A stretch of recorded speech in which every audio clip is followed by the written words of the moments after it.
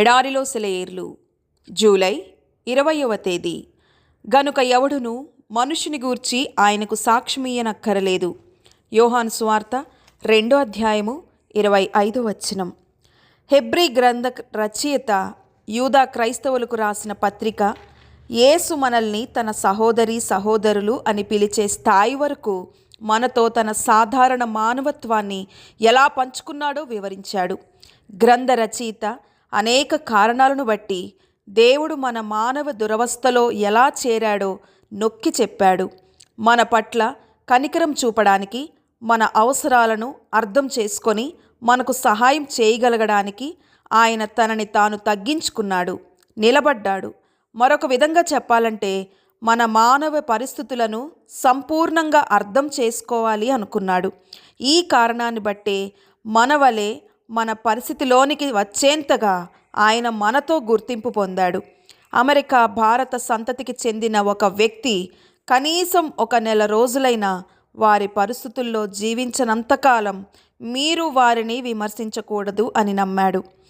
దేవుడు మనతో మంచిగా ఉండాలనే మరియు మన అంతరంగపు భావోద్వేగాలను అర్థం చేసుకోవాలనే ప్రయత్నంలో ప్రాముఖ్యంగా మనల్ని నిజమైన వ్యక్తులుగా ఉండడానికి విడుదల చేశాడు. ఆధునిక మానసిక వైద్యశాస్త్రం ప్రకారం మనం మానసికంగా పరిపక్వత చెందాలి అంటే మనకు అత్యంత ప్రాముఖ్యమైన మనల్ని ప్రేమించే వ్యక్తులను అర్థం చేసుకోవాలి. కాబట్టి ఒక విధంగా చూస్తే దేవుడు మనల్ని ప్రేమిస్తున్నాడు అంటే మన ప్రభువైన యేసు మనవలే మానవునిగా మారడం ద్వారా దేవుడు మన మానవ అనుభవాన్ని చాలా జాగ్రత్తగా వినడం, గ్రహించడం ద్వారా మనల్ని అర్థం చేసుకోవడానికి శ్రమపడ్డాడని అర్థం. వినడాన్ని అభ్యాసం చేసేవారు మానవ సంబంధాల్లో వినడం అనేది అత్యంత శక్తివంతమైన, ప్రభావవంతమైన అంశాలలో ఒకటిగా గుర్తిస్తారు. ఇది ఆకర్షణీయమైన, సృజనాత్మకమైన బలం. వాస్తవానికి మనం చెప్పేది వినేవారికే మనం దగ్గరవుతాము. మన మాట వినడం మనల్ని రూపిస్తుంది, విశదపరుస్తుంది, విస్తరింపజేస్తుంది. ఆలోచనలు వర్ధిల్లుతాయి, అవి మనలో జీవంలోనికి వస్తాయి. ఇతరులు మాట్లాడుతున్నప్పుడు మనం కూడా ఏకాగ్రత కలిగి విమర్శనాత్మక దృష్టితో విన్నప్పుడు కూడా ఇదే జరుగుతుంది. వినడం మనకు తిరిగి బలాన్ని ఇస్తుంది. తద్వారా మనం ఒకరితో మరొకరం ఎన్నటికీ విసుగు చెందం. మనం పునర్నిర్మించబడతాము.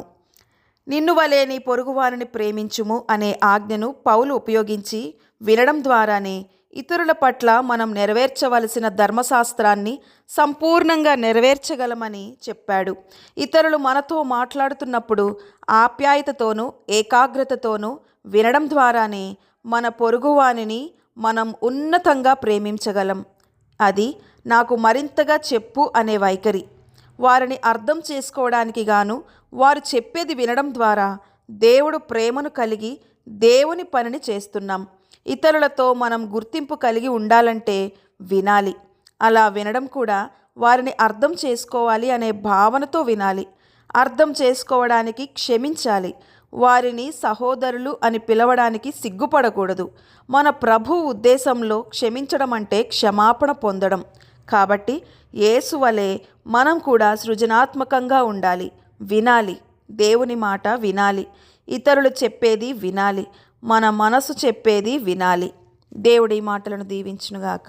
ఆమేన్.